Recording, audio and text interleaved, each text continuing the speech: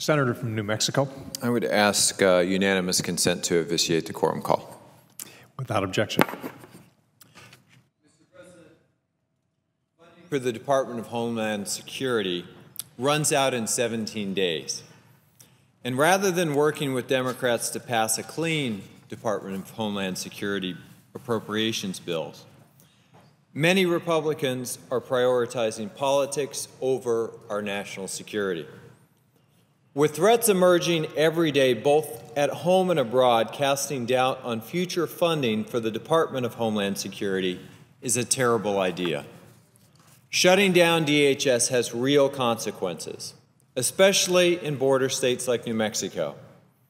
A DHS shutdown would threaten public safety, it would hinder interstate commerce, hurt our economy, and jeopardize critical funding for state, local, and tribal government activities.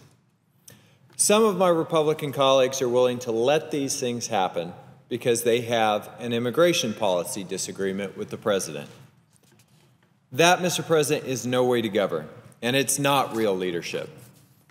As a border state, New Mexico plays a critical role in protecting our homeland.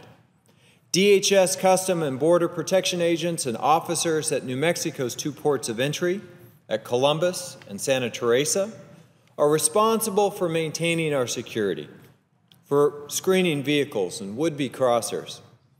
These public servants put in long hours in order to keep all of us safe. They apprehend drug smugglers, human traffickers, and gang members. And they play a direct role in facilitating critical trade and interstate commerce between the United States and Mexico.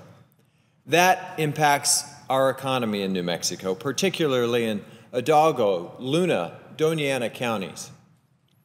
New Mexico is a growing international trade center, and the Columbus and Santa Teresa ports of entry are key to growing the diversity of my state's economy. Now, recently, a House Republican said that if we run out of DHS funding, that, quote, it's not the end of the world, unquote.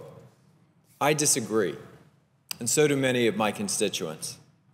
Let me be clear about what a DHS shutdown would mean for New Mexico. It would impact our Southeast Federal Law Enforcement Training Center in Artesia. This facility trains our Customs and Border Protection agents and officers. And it would compromise sheriffs and city police departments across the state who use DHS funding to increase personnel and purchase equipment. Moreover, DHS helps fund some of our most important security programs, such as the New Mexico All-Source Intelligence Center, a public safety partnership based out of Santa Fe that is designed to collect, analyze, and disseminate intelligence.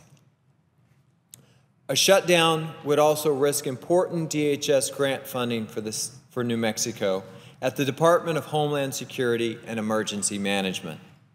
This agency works closely with DHS to aid communities after natural disasters.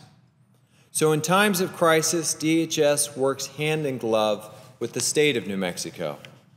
For example, just last year, severe thunderstorms and floods caused disruption of oil and gas development, agricultural losses, and extensive damage to critical infrastructure across New Mexico, hitting counties like Colfax, Eddy, Lee, Lincoln, Otero, San Miguel, Santa Fe, and Sierra County. FEMA, an agency under DHS, worked collaboratively to help these communities rebuild and to recover.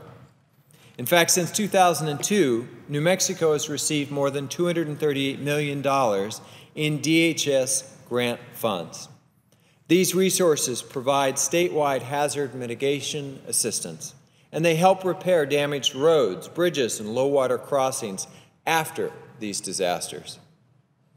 As current Cabinet Secretary-designate for the New Mexico Department of Homeland Security and Emergency Management, Mitchell J. puts it, a DH shutdown would, quote, have a very negative effect. We'll lose our grant funding for local and state emergency managers.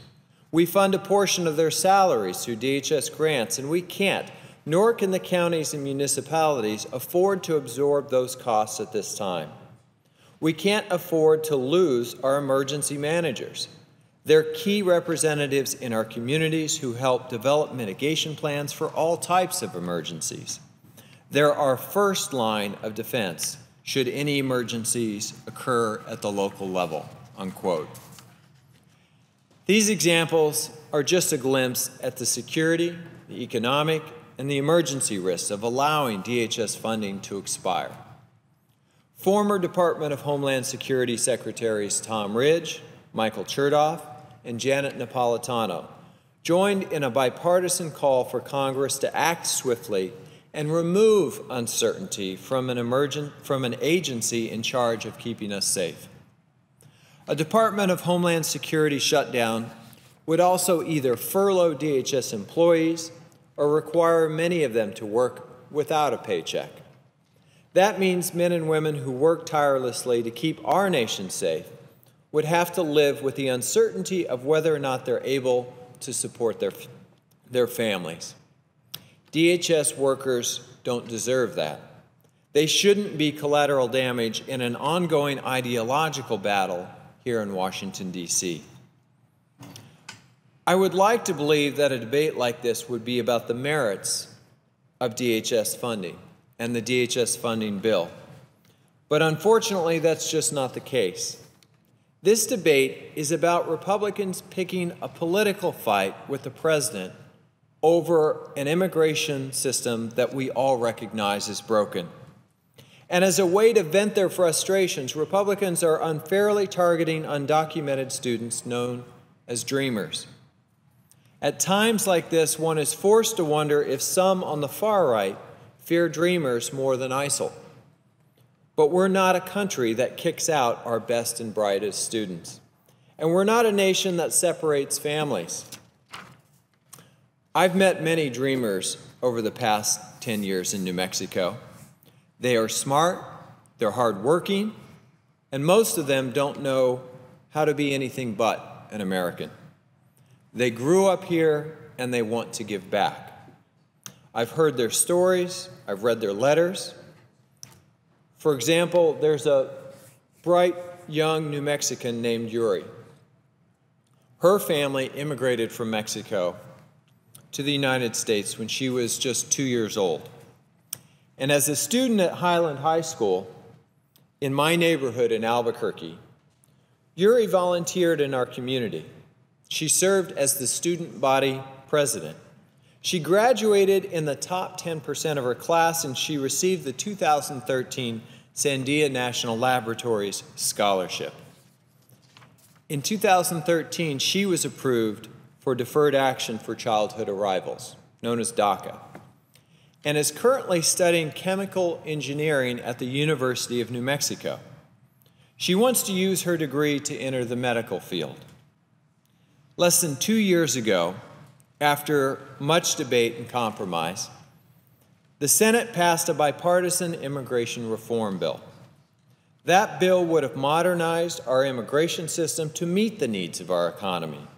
It would have provided an accountable pathway to earn citizenship for the undocumented workers currently living in the shadows in our country. And it would have dramatically strengthened security at our borders. Accountable immigration reform received 68 votes in this body and demonstrated the kind of legislation and the kind of leadership that is possible when we work together.